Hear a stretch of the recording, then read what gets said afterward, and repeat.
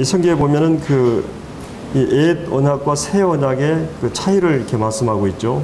이 옛 언약 안에서는 율법이라고 하는 이제 사람 밖에 있는 율법을 통해서 이렇게 언약을 맺었지만은 이제 신약의 예수님의 구속을 통해서 신약에 있는 언약은 새 언약의 특징은 이제 이 하나님의 언약을 성령을 통해서 우리 마음판에다가 기록하는, 그래서 이제 우리의 믿음이 우리 마음의 성령을 통해서 이 주신 말씀을 통해 세워진 그런 믿음은 어떤 것과 이런 환경의 어려움이나 시련 가운데서도 이렇게 흔들리지 않고 그런 믿음의 뿌리를 이제 갖게 되는데, 그래서 이제 구약의 옛 언약과 새 언약은 이렇게 차이가 나는 것을 우리가 이제 성경에서 볼 수가 있습니다. 그래서 이제 주님이 오셨을 때도 그 세례 요한이 예수님이 오셔서 성령으로 세례를 주실 분이다 말씀하셨고, 또 주님께서도 요한복음 7장에 보면은 목마른 사람들이 다 내게로 와서 생수를 마셔라. 그러면 너희 배에서 생수의 강이 흘러나리라. 그것은 이제 주님이 주실 성령을 가리켜 말씀하신 것이다, 이렇게 말하고 있죠. 그래서 우리의 그 존재 중심에, 우리 배에, 이 마음의 중심에 성령이 우리에게 들어오심으로써 우리가 이제 이렇게 풍성한 그런 삶을 살 것을 주님이 약속하셨고, 주님이 떠나기 전에 이제 제자들에게 이 고별사 요한복음 14장부터 17장까지 이 성령을 주실 것을 약속을 하십니다. 그리고 이제 오순절날 이 6월절 50일째 되는 날에 이 성령이 이 교회에 최초로 임하게 되고, 이제 성령이 사도행전 전 역사에 주권적으로 이렇게 개인적으로는 성도들, 또 교회적으로 이 교회를 이끌어 가시는 것을 이제 보게 됩니다. 자, 우리가 이제 이 성령에 대해서 오늘 이 본문에서도 이제 이 아시아로 복음을 계속 전하고 싶은데 계속 말씀을 전하지 못하게 성령이 막으시는 걸 볼 수 있습니다. 그래서 이제 부르기아와 갈라디아, 이게 이제 터키 내륙 지역인데 다녀가려고 하는데, 이제 무시아 앞에서 이르러 비두니아로 가고자 애쓰되 예수의 영이 허락지 아니하는지라. 그래서 이제 무시아를 지나 드로아는 이제 이 터키의 서쪽 항구입니다. 드로아라고 하는 여러분들이 트로아 목마라고 하는 걸 들어보셨을 거예요. 여기 드로아에서 한 6km 정도 남쪽으로 가면 트로아 목마 전쟁터가 있는데, 드로아로 내려갔는데 이제 밤에 환상이 바울에게 보이니 마게도냐 사람 하나가 서서 그에게 청하여 이르되 마게도냐 가서 우리를 도우라. 그래서 이제 바울이 그 환상을 보고 이제 마게도냐로 떠나기를 힘쓰는데, 하나님이 저 사람들에게 복음을 전하라고 우리를 부르신 줄을 인정함이라, 확신했다, 이런 말을 이제 하고 있습니다.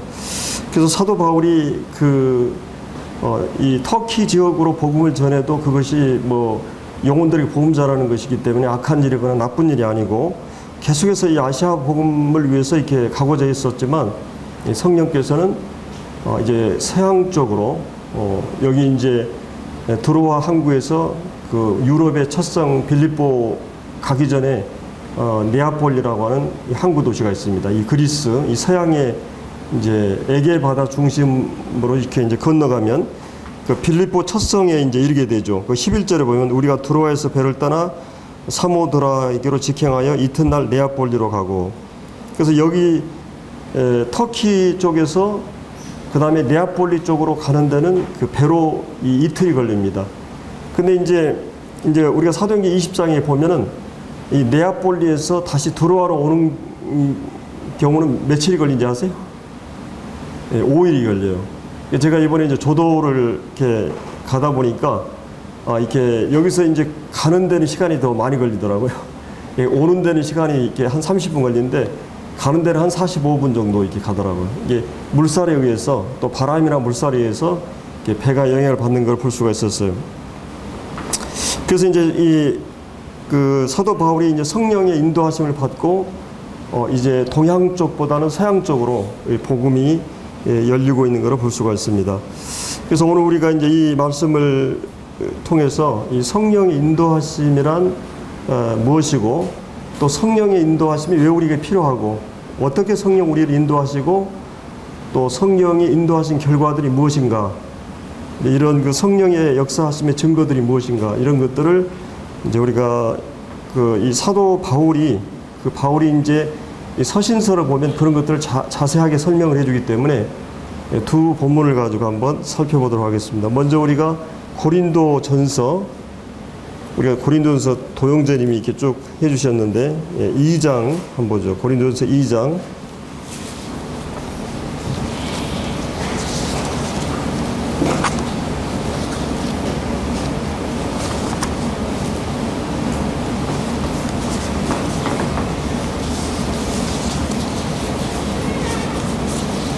고린도전서 2장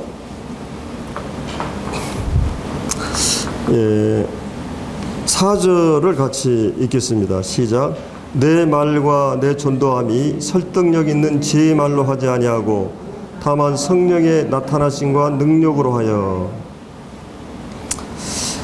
여기 이제 중요한 말씀이 그 성령의 나타나심과 능력으로 하여, 이런 말씀이죠. 그래서 우리가 이제 교회에 우리가 처음 나오면 뭘 하죠? 기도를 합니다. 뭘 기도하겠어요? 일반적으로 오늘 우리에게 필요한 말씀들을 허락해 달라고, 또 합당한 말씀을 달라고, 또 이렇게 말씀 전하는 간증을 하는 형제들에게는 오늘 주님이 우리가 이게 말씀 전하는 동안 함께 해주시고 성령이 함께 인도해 달라고 기도를 하게 됩니다. 성령의 그 인도하심을 많이 기도하게 돼 있어요. 제 개인적으로도 그렇고. 그래서 이 교회에게 필요한 합당한 말씀들을 주시도록 이제 기도를 하게 되는데, 그래서 우리는 끊임없이 예배 때도 기도하게 되고, 또 이제 말씀 간증, 또 교제라든지 여러 가지 형태로 우리는 이렇게 말을 하게 돼 있습니다. 근데 이제 이 말하는 동안에, 또 우리가 전도하는 동안에 이 성령의 나타남과 능력이 있어야 됩니다. 우리 교제를 하다 봐도 어떤 형제 자매들이 교제할 때 마음에 공감이 되고 화답이 되고, 또 때로는 찔림이 되고 힘이 되고, 이런 여러 가지 성령께서 그 교제 속에서 역사하는 걸 우리가 이제 볼 수 있고, 또 예배 때도 이제 기도라든지 이 말씀이라든지 간증이라든지 이런 여러 가지 것들이 성령께서 도와주시면, 말이 화려하고 막 이런 것이 아니고 성령이 그 말 속에 역사하시는 거를 우리 영이 이제 느끼게 됩니다. 그래서 이제 우리가 늘 이 기도를 해야 돼요. 이게 단순히 우리가 와서 연설하거나 말하는 게 아니거든요. 우리가 하나님 말씀을 이렇게 다루고, 또 성령이 이 말씀을 통해서 우리의 영혼을 타치해야 되기 때문에 우리는 이제 그런 기도를 하게 되죠. 성령의 나타남과 능력으로 하여. 그래서 이제 여기 사도 바울이 이런 그 성령의 나타남과 능력을 얘기하고 있는 것을 이제 보게 됩니다. 그래서 우리가 이 2장 1절부터 이제 5절까지 말씀 가운데서 성령이 나타남과 능력이 이제 어떻게 나타나느냐, 일반적으로 가장 많은 이제 오해가 뭐냐면은 우리는 이것은 이제 어떤 기적과 신비 쪽으로 생각할 수가 있어요. 신비적인 현상으로. 근데 이제 그거를 이제 여기서 바울이 얘기하고 있는 게 아닙니다. 예를 들어서 예수님이 이 땅에 오셨을 때 수없이 많은 기적을 행하셨어요. 사람들에게 막 놀라운 그런 기적을 많이 행했거든요. 근데도 사람들이 어떻게 했어요? 우리가 마태복음 쭉 보면은 유대인들이 그 예수님의 그 기적과 능력을 그대로 마음에 받아들인 게 아니라 그 예수님에 대해서 오히려 귀신의 왕 바알셈을 힘입어서 이렇게 했다고 그러고, 그리고 이제 그 주님이 창조주 되심을 실제 요한복음 가운데서 보면 그 기적을 많이 이렇게 행하셨는데도 불구하고 그들이 이렇게 말씀을 받아들이지 않습니다. 그래서 요한복음 12장에 보면 마태복음 13장도 그렇고 이 사도 바울도 이제 그런 말씀 몇 번 인용하는데 이사야 말씀 인용해요. 이 백성 입술로 난 종교 안에 마음은 멀도다. 또 이 백성이 듣기는 들어도 깨닫지 못하고 보기는 보라도 이렇게 알지 못한다. 이런 말씀들 인용하면서 하나님께서는 이 겸손한 사람들에게는 보여주시지만, 마음을 열어서 보여주시지만, 마음이 완고하고 닫혀진 사람에게는 오히려 믿지 못하도록 하신다는, 완고한 사람들에게 이런 말씀들을 이렇게 하고 있는 걸 볼 수 있어요. 그러면서 에레미야 이 약속을 구약 성경에 보면 이제 하나님께서 그런 배경 속에서 에레미야를 통해서 약속하신 거죠. 이 새 언약에 대해서. 그래서 우리가 이제 일반적으로 이제 이 성령의 나타남과 능력을 한국 기독교에서는 뭔가 이렇게 방언하거나 또 체험을 하거나 뭐 환상이나 환시라든지 뭐 이런 환청이라든지 뭐 특별한 어떤 목소리 이런 환상을 보는 것으로 이제 생각을 해서 그런 걸 통해서 성령 받은 증거로 성령의 역사와 나타남으로 이렇게 이제 얘기를 이제 하는 경우가 있습니다. 그러나 이제 오늘 이 본문에서는 이제 전혀 그런 것이 아닌 것을 볼 수 있어요. 그래서 결국은 신령해지는 것, 결국 우리가 이제 신령해지는 것은 하나님의 영이 우리를 지배하고 인도할 때 우리가 신령한 것들이 나타나는데, 그래서 여기 신령한 것과 육신적인 것이 차이가 무엇인가? 결국 우리가 신령하다고 하는 것은 이제 이 고린도전서에는 특별히 신령하다는 말이 많이 나옵니다. 이걸 다른 말로 이제 영적이란 말이죠. 그러니까 성령이 내주하시게 될 때 우리가 신령한 자들이 되는 거죠. 근데 이제 여기에 나오는 그 성령을 소유하고도 그들이 이제 그 문제는 뭐냐면 이 성령의 소유하심의 증거가 뭐겠어요? 성령이 내 안에 들어온 가장 확실한 증거는 뭐겠어요? 지금 이 고린도서에서 얘기했던 뭐 이런 은사적인 것, 은사적인 걸 통해서 그들은 많이 확인하려고 그랬어요.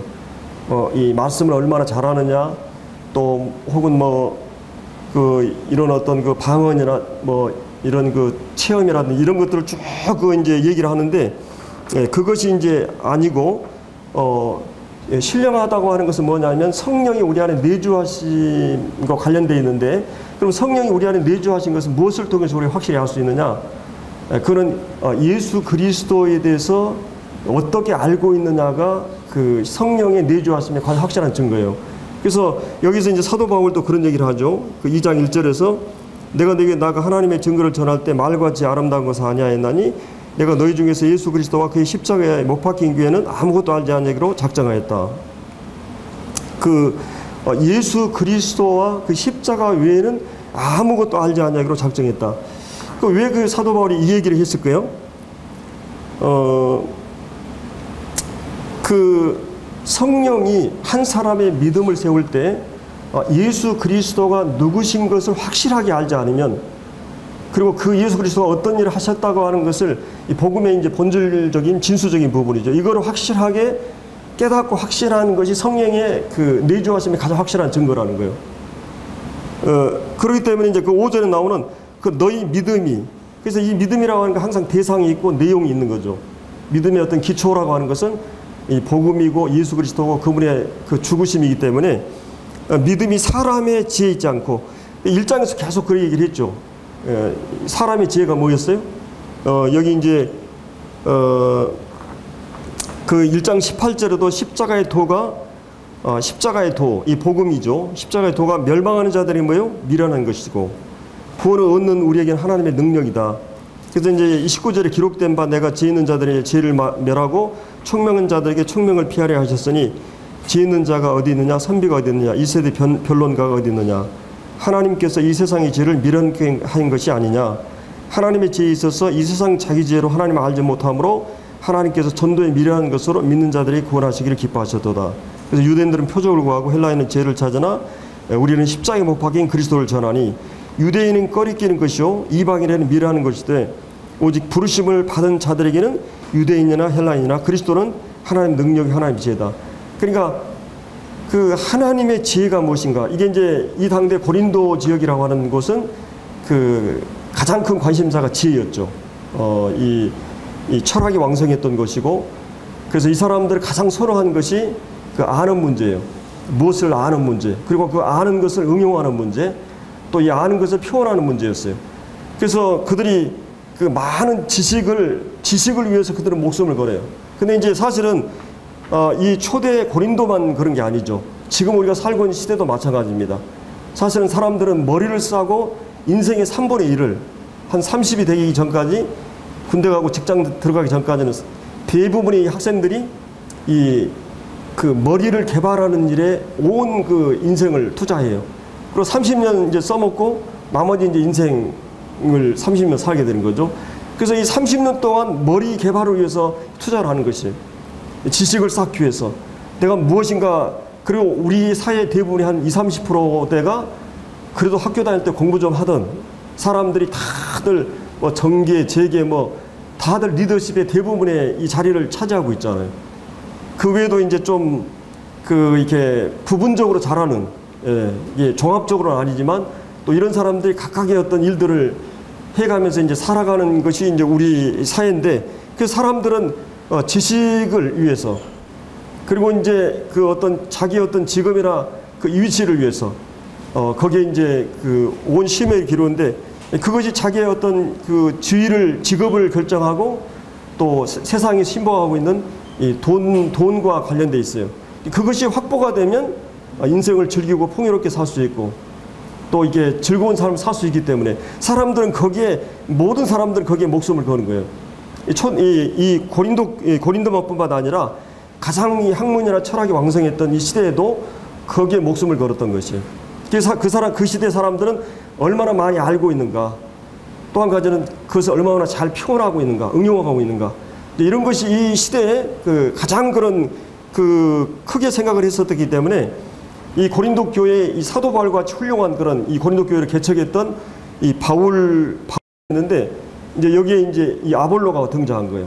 이 아볼로는 아주 많은 알렉산더 그 당시에 이 쪽에 이제 학자였어요. 이 구약 성경의 학자였어요. 바울 같은 버금가는 그런 학자였어요. 많은 지식을 가지고 있을 뿐만 아니라 이 아볼로는 특별히 이 화술이 뛰어났던 그런 웅변술이 뛰어났던 사람이었어요. 그러니까 많은 지식을 가지고 있는데 또 이 설교를 탁월하게 잘해, 언변이 탁월이기 때문에 그 고린도 교회 사람들이 똑같은 우리가 언어라도 아주 지성적으로 이렇게 논리적으로 잘 표현하는 사람 보면 이게 막 마음에 부러운 마음이 들잖아요. 근데 아볼로가 이제 바울이 개척한 곳에 또 일꾼으로 와서 이렇게 말씀을 전했을 때 사람들이 마음이 나는 막 바울에게, 나는 아볼로에게, 나는 베드로에게, 막 게바에게 이런 이게 분당과 분쟁이 일어나게 된 거거든요. 그래서 사도 바울이 이 고린도전서를 기록하면서 너희들이 그 복음을 제대로 이해하고 있지 못하다. 이 분쟁의 원인이나 이 모든 그 원인들을 그렇게 추적해 갑니다. 그래서 지금 사도 바울이 계속 얘기하는 것은 뭐예요? 그들이 얘기하고 있는 그 세상의 지혜, 또 세상의 어떤 알고 있는 지식이나 그 탁월한 어떤 웅변술에 의해서 이 사람이 변화되는 것이 아니고 이 도구라고 하는, 우리가 어떤 예를 들어서 우리가 이제 뭐 교통사고 났다. 그러면 그 교통사고 난 사람이 증인이 얼마나 그거를 리얼하게 잘 표현하느냐, 이것보다도 사실을 정확하게 보고 들은 것을 증언해 줘요, 법정에서. 근데 이제 그거를 예를 들어서 그것을 보고 있는 것을 전문적인 용어로 막 예를 들어 바람이 불어가지고 무슨 뭐가 넘어졌다 그랬는데, 막 고기압이 어떻게 해서 이렇게 북풍이 어떻고 이게 이렇게 한다고 그래가지고, 그러면 이제 법정에서 이 검사나 판사들이 뭐라 그러겠어요? 결론이 무엇이고 네가 사실이 무엇이냐를 묻게 되는 거예요. 그러니까 복음이라고 하는 그 사실을, 진리를 우리가 보고 들은 것을 정확하게 전하는 것이 중요한데 그 이상 이하도 아닌 거죠. 근데 고린도 사람들은 그 말하는 것에 의해서, 은사에 의해서 그런 거에 대해서 사람을 평가하게 되는 이런 걸 얘기하고 있죠. 사도 바울이 결국은 이 사람에게 가장 중요한 거는 그 21절에 나오는 하나님의 지혜에 있어서 이 세상이 자기 지혜로 하나님을 알지 못함으로, 결국은 하나님을 아는 문제가 우리 인생의 가장 중요한 핵심 이슈예요. 근데 하나님을 아는 것은 어떤 문제냐? 하나님을 아는 것은 뭐를 통해서 알 수 있느냐? 바로 예수 그리스도가 아니고는, 예수 그리스도의 십자가가 아니고는 하나님의 지혜를, 하나님을 알 수 없다는 것이, 하나님을 알 수 없다는 거예요. 결국 이제 그 부분에 대해서 이것이 그 유대인들에게는 이 표적을 구하고 헬라인들은 지혜를 찾으나, 그 헬라인들에게 있어서는 이 예수님의 십자가의 죽으심이 어떤 의미가 되겠어요? 그 인간을 가장 중심에 놓았던, 그 인간을 모든 것에 이 중심으로 생각했던 인본주의 사상의 중심이었는데, 이거는 이제 예수님이 십자가에 죽인 것처럼 잔인하고 끔찍한 일이 없는 거죠. 이거는 자기들의 사상과는 전혀 배치되는 이런 것이었습니다. 그 미련하게 보였던 거죠, 그것이. 또 한 가지, 유대인들은 어떻게 보면 이제 표적을 구했는데 예수님이 표적 중에 표적이었죠. 이 역사에 예수님이 그 삶도 그렇고 그 기적이라든지 십자가나 부활이나 모든 것이 예수님의 삶 자체가 그 시대의 표적이었고, 모든 시대에 오고는 시대의 표적 중의 표적은 바로 예수 그리스도가 성육신하시고 그분이 하신 모든 일들이 표적 중의 표적인 것이에요. 근데 그들은 이제 표적을 구하고 지혜를 찾았으나 23절에 우리는, 이 복음 안에 있는 우리는 십자가에 못 박힌 그리스도. 유대인들은 꺼리니, 왜 유대인들이 예수님 죽였기 때문에 꺼리는 것이죠. 이방인들은 미련하게 보였지만 오직 부르심을 받은 우리에게는, 구원받은 우리에게는, 유대인 구원받은 성도나 헬라인 구원받은 성도나 그리스도는 하나님의 능력이요 하나님의 지혜라는 거예요. 하나님의 모든 인간을 구원할 그 지혜와 인간을 구원할, 지혜에서 구원할 그 능력이 바로 이 복음 안에 있다고 하는 것이. 그걸 보면서 이제 이 26절에 너희 부르심을 봐라. 너희들 부르심을 봐라. 너희들이 세상적으로 뭐 그렇게 똑똑하고, 이 바울 제외하고는 12제 다 어부 출신이었고 그 시대에 아주 형편없는 사람이었어요. 근데 하나님께서 그들을, 그 부르심을 보라. 근데 여기서 부르심은 뭐 물론 그들이 어떤 세상적으로 지혜가 있고 배우고 이런 것도 있지만, 사실은 우리가 어디서부터 부름을 받았어요? 사실은 우리가 정말 쓰레기와 같고 하나님의 진노의 대상이었고, 그 죄악 중에 죄 중에 있었던, 하나님께서 혐오와 분노와 진노의 대상이었던 그런 그 위치에서 하나님이 우리를 부르셨어요. 마치 쓰레기통에서 우리를 건져내는 것처럼 이 태워 없애버려야 될 그런 대상이었는데 하나님 그런 곳에서 우리를 부르셨다고 하는 것이죠. 하나님께서 우리가 아무도 우리가 좀 더 낫다고 할 수 없는, 자꾸 이 고린도 교회는 좀 더 네가 낫냐 내가 낫냐 이런 것 때문에 이 교회가 분파가 일어나는 거예요. 자꾸 그런 평가릇이, 교회가 진짜 복음 안에서 복음 중심으로 모이게 되면 분리할 수 없는 것이 바로 이 복음의 본질이거든요. 근데 그들은 조금 더 어떤 은사를 가지고 있다, 또 어떤 말을 잘한다 못한다, 지식이 있다 없다 이런 걸로 이제 평가의식이 한 이런 거 일어난 거예요. 그게 아니라는 거예요. 복음은 그런 게 아니라는 것이죠.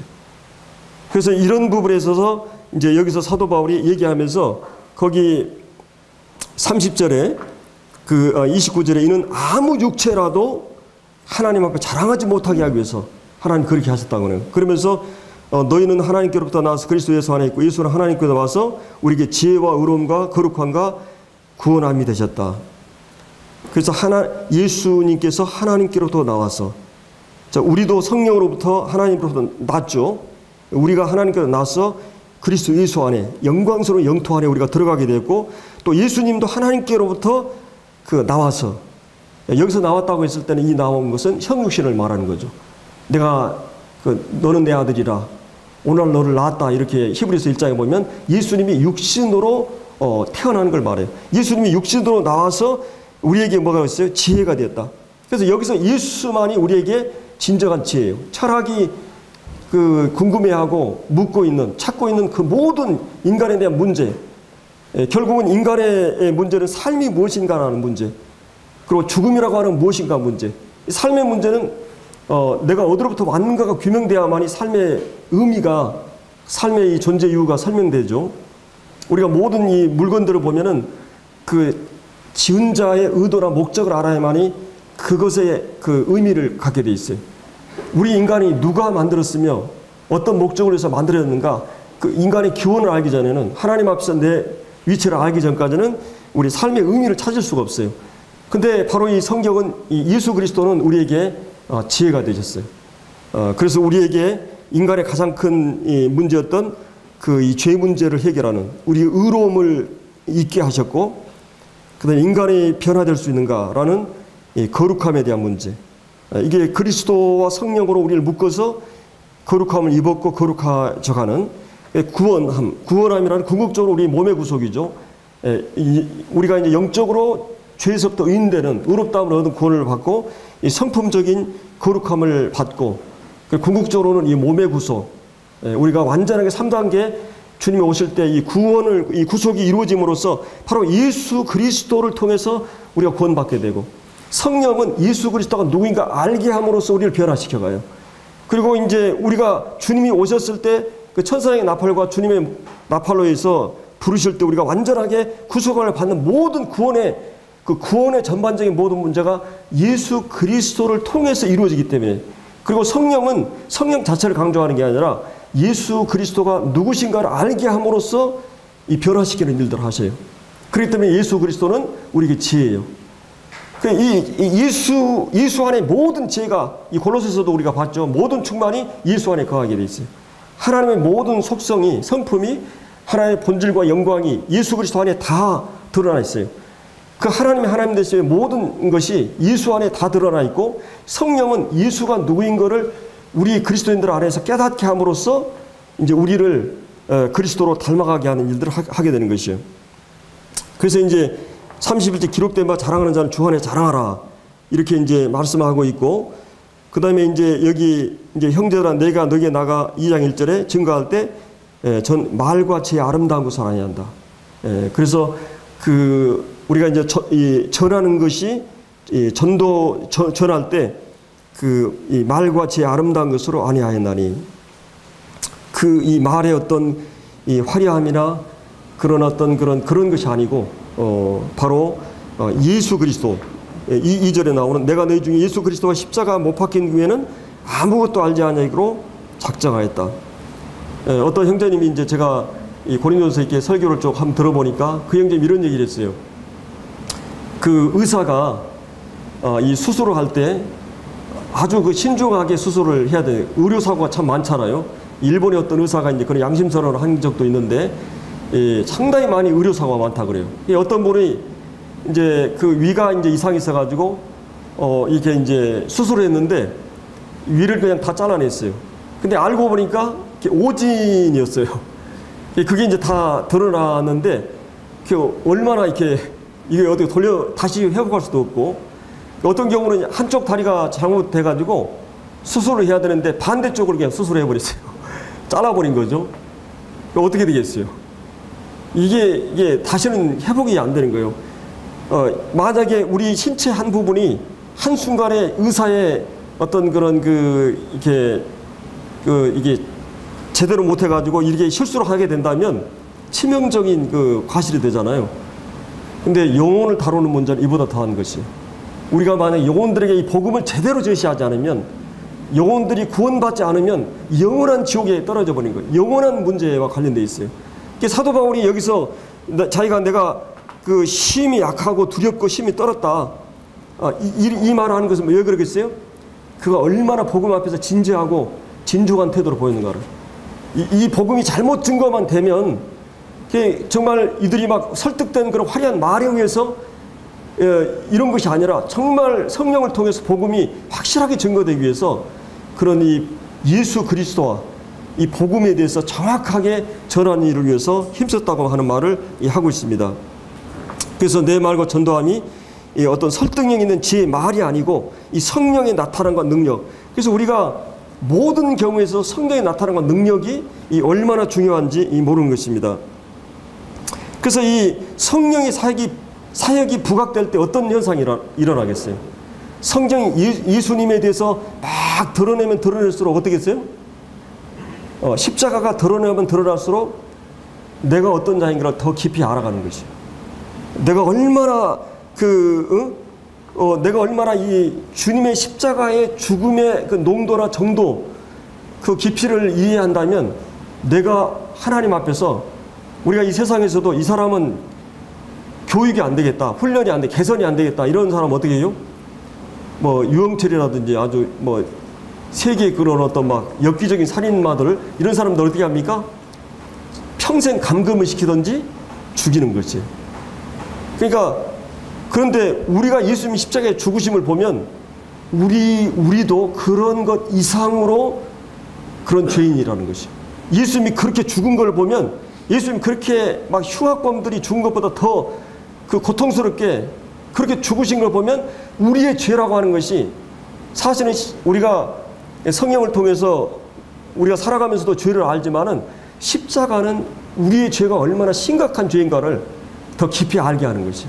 얼마나 하나님께서 영적으로 진노하시고 예수님이 인격적으로 완전히 이 바닥을 이렇게 짓이겨지는, 그리고 그 몸이 완전히 찢기고 부서지는, 온 그 선혈이 낭자한 그런 그 고통을 받아야 됐던 우리의 영과 그 다음에 인격과 그리고 우리의 몸이 완전히 죄로 인해서 하나님의 진노를 받는 걸 보면서 유홍철이나 이런 강호순이나 이런 죄인들보다 똑같은 더 큰 죄인들이었다고 하는 거예요. 그래서 만약에 우리가 텔레비전에 있는 걸 보면서 저 사람은 그냥 완전히 그냥 죽이면 안 된다. 응? 막 그냥 고통스럽게 죽여야 된다. 평생 이게 이런 얘기를 하잖아요. 근데 우리가 그런 죄인이었다는 것이 십자가를 보면 그런 그 심각한 이 죄인인 것을 알게 돼요. 그래서 우리가 십자가를 바라볼 때마다 어떤 생각을 해요? 우리 안에 겸비함이 일어나고 이 하나님의 은혜로 내가 여기에 서 있구나 하는 걸 알게 돼요. 그리고 아무도 십자가를 바라볼 때 복음을 통해서 알게 될 때 자랑을 할 수 없어요. 내가 은사를 가지고 우월감을 가지고 이럴 수 없어요. 근데 이 고린도 교회는 자기들이 가지고 있는 그 은사로 가지고 이런 거예요. 사도 바울은 이 복음을 가지고 그걸 풀고 있어요. 하나님의 지혜의 보고인 그리스도의 십자가의 죽음, 그거는 너에게 어떤 의미가 있었느냐? 그거를 지금 여기서 말하고 있는 것입니다. 그래서 이제 2장 1절부터 5절까지 바로 이 복음의 핵심은 예수 그리스도의 십자가다. 그리고 이 복음 전도의 방식이나 태도는 바로 성령의 나타남과 능력. 그래서 우리가 성령의 인도하심과 성령이 우리 안에 소멸되지 않으면 어떻게 해야 됩니까? 이 두 가지 우리가 늘 성령 인도하심을 받은 사람들 두 가지를 경계해야 될 거는, 한 가지는 우리가 세상을 너무 사랑하게 되면 성령이 우리 안에 쉬게 하게 돼 있어요. 그리고 이 죄를 쉽게 가까이 하게 되면, 우리는 죄를 안 범할 수 없지만은 너무 죄를 가까이 하게 되면 이 성령이 우리 안에 근심하게 돼요. 그래서 이 죄에 대해서 민감하고 이 세상에 대해서, 사실은 그 세상이 너무나 우리가 볼거리가 많잖아요. 즐길 것이 많고. 그런데 이런 것들에 대해서 우리 자신을 이렇게 스스로 한정짓지 않으면, 너무 거기에 깊이 빠져들게 되면 우리의 영성이 자꾸 이제 어려워지는 걸 볼 수 있어요. 성령이 근심하게 되고 성령이 우리 안에 소멸되게 되고, 성령이 우리 안에서 역사를 소멸한다는 말은 성령이 우리에서 나간 건 아니에요. 이 불이 꺼진다는 말이에요. 소멸이라는 말은. 성령이 우리 안에서 역사하시기를 중단해요. 성령이 나타나는 능력이 나타나지 않게 되죠. 그 사람이 말이 화려해서 아니라 말이 드문드문해도 거기에 성령이 나타나는 능력이 있는 것을 우리가 느껴요. 이 성도들은 영적인 사람들이기 때문에 그런 것들을 이제 느낄 수가 있거든요. 그렇기 때문에 우리가 삶이 정결하고 또 이 주님 앞에서 바르게 살지 않으면 이런 성령이 나타나는 능력을 상실해 버릴 수가 있습니다. 그리고 이제 6절부터 거기 이제 그 9절까지 보면은 그 지혜에 대해서 말하죠. 세상 지혜가 아니고 세상에 없는 통치자들의 지혜도 아니다. 오직 은밀한 가운데 하나님의 지혜를 말한 것인데, 감추었던 것인데 하나님 우리에게 영광을 위해 만세전에 정하신 것이라. 자, 여기 보면 이제 이 복음의 핵심은 그 예수 그리스도를 전하는 것이었다. 그 다음에 또 한 가지는 이 복음은 하나님의 지혜로부터 왔다. 하나님의 지혜. 근데 이 하나님의 지혜는 돌발적으로 우발적으로 역사에 갑자기 생각해낸 것이 아니라 인간이 존재하기 훨씬 오래된 창세전에, 에베소 1장에 보면 아주 오래전에, 그러니까 일단 내가 믿음 안에 있다고 하는 걸 뭘 의미해요? 내가 하나님에 의해서 선택된 것이 창세전에 이루어졌다. 그래서 내가 뭐 잘났고 못났고 내가 이런 걸 다 배제하고 하나님께 이미 창세전에 우리에 대해서 선택을 하셨어요. 우리가 이성으로 이해를 못하지만 지금 우리가 그리스도 안에 있기 때문에 확실한 것은 내가 선택된 자라고 하는 것이요. 근데 그 지혜가 감춰진 것인데, 이 구약 속에는 이스라엘 역사 가운데는 감춰진 진리가, 은밀한 가운데 감춰진 진리가 우리 영광을 위하여, 우리가 복음을 통해서 이 영광을 회복하기 위해서 만세전에 정하신 것이다. 자, 이 지혜는 뭐라 그래서 8절에 이 세대의 통치자들이 한 사람도 알지 못했다. 자, 만약에 이 세상의 통치자들이 누굽니까? 이런 정치적으로는 그 당대 권력가들이고, 이 지성적인 철학자들이고, 또 부를 이렇게 일구는 모든 이 지성인들, 이런 사람들을, 관원들을 말하는 거죠. 그런 사람들이 한 사람도 알지 못했다는 것이. 그러니까 인간의 이성의 능력으로는 하나님의 지혜를 이성의 능력으로는 알 수 없다고 하는 것이. 이성만으로는. 그래서 여기 이제 만약에 알았다면, 영광의 주를 그들이 알았다면 십자가에 못 박지 않았을 것이다. 기록된 바 하나님이 자기를 사랑하는 자들에게 위하여 예비하신 모든 것은 눈으로 보지 못하고 귀로 듣지 못하고 사람 마음으로 생각하지 못하였다 한 것 같으니라. 그래서 여기서 그 하나님이 자기를 사랑하는 자들, 누가 하나님을 사랑할 수 있겠어요? 누가 하나님을 사랑할 수 있어요?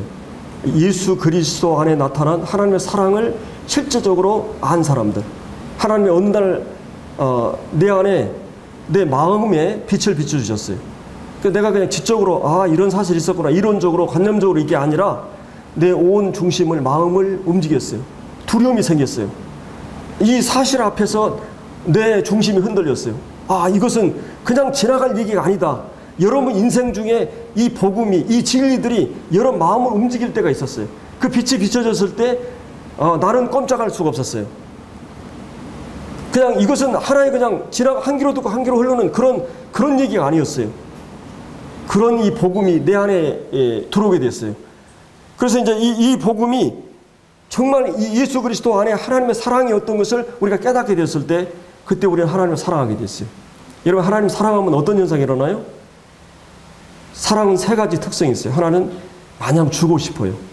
하나님 사랑을 알게 되면 그 하나님 앞에 내 마음을, 내 시간을, 내 물질을, 뭔가를 주님께 드리고 싶은 마음이 일어나요.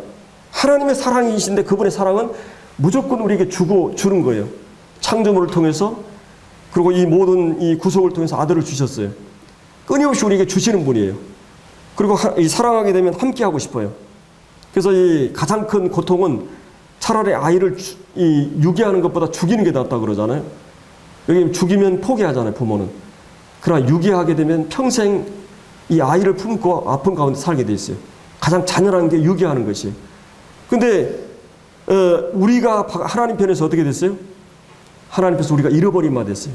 제가 우리 혜선이가 아기일 때 우리 자매가 이 아기를 잃어버리고 마치 반 미친 여자처럼 그냥 막 이성을 잃어버리는 거죠.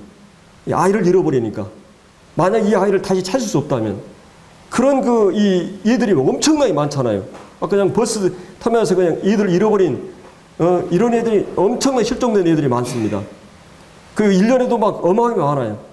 근데 아이를 잃어버린 부모들, 근데 하나님은 우리 인간을 잃어버렸어요. 잃어버린 자가 됐어요.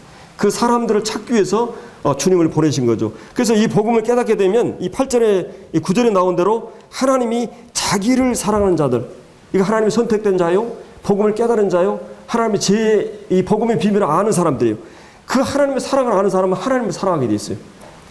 그 뜻대로 부르심을 입은 자예요. 하나님 사랑하는 자, 그 뜻대로 부르심을 입은 자들이 하나님 사랑할 수 있어요. 성령이 내주한 사람들. 자, 하나님을 사랑하는 자들을 위해서 예비한 모든 것은 뭐예요?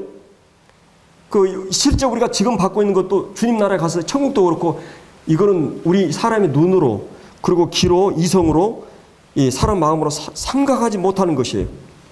근데 이 어마어마한 복음의 진리를 오직 하나님의 성령으로 이것을 우리에게 보이셨어요.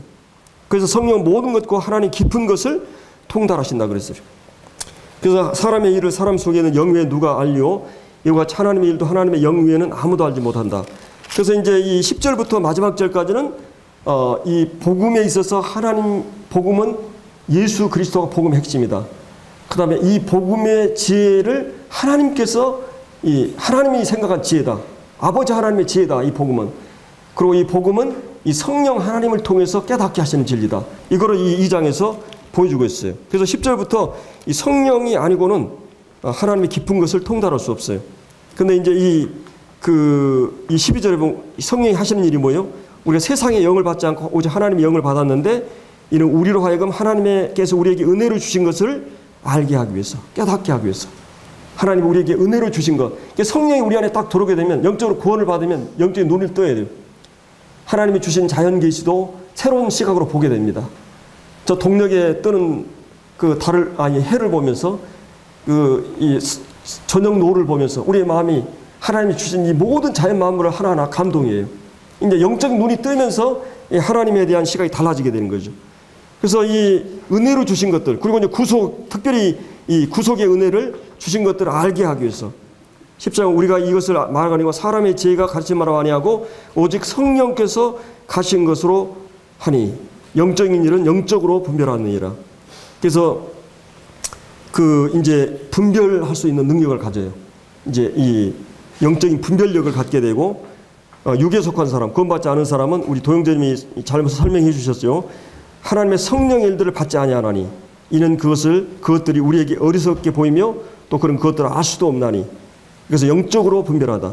그러니까 영적으로 성령이 내주하시고 성령을 쫓아 행하는 사람. 제가 오늘 시간이 없어가지고 이제 이게 로마서 8장과 이렇게 비교해서 설명해 주면 훨씬 좋은데, 영을 쫓아 행하는 사람, 또 육신을 쫓아 행하는 사람, 이 두 가지 비유를 쭉 이제 얘기해 주고 있죠.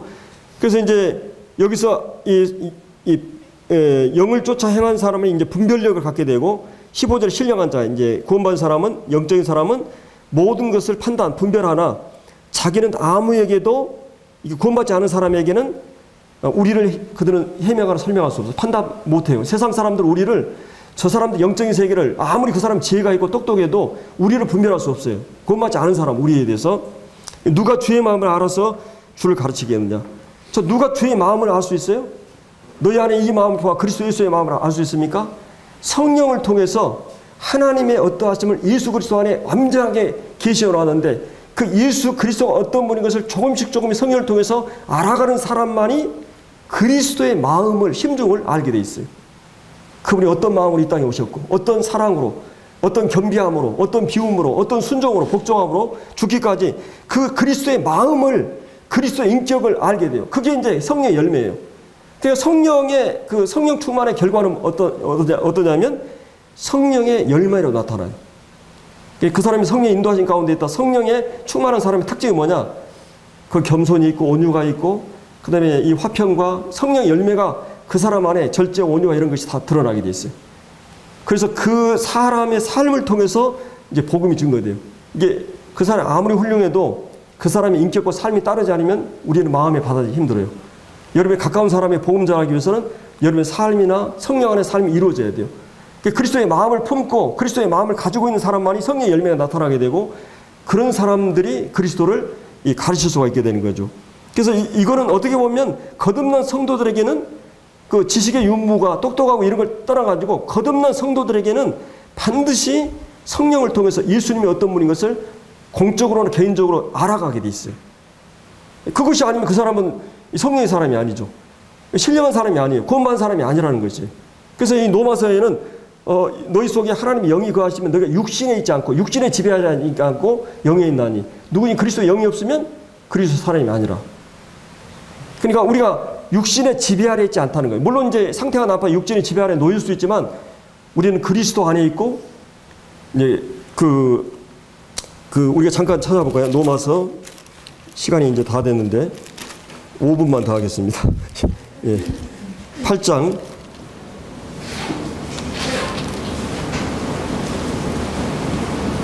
1절에 그러므로 이제 그리스도 예수 안에 있는 자에게는, 자, 그리스도 예수 안에 있는 자 결코 정죄함이 없다.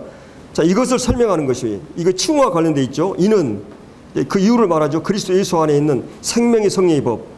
물론 이것은 이제 성령으로 얘기하고 복음으로 얘기하는데, 전 개인적으로 복음으로 이렇게 분별하거든요. 생명의 성령의 법이 죄와 사망의 법에서 너를 해방하였다. 이 해방했단 말이 부정과거 시제예요.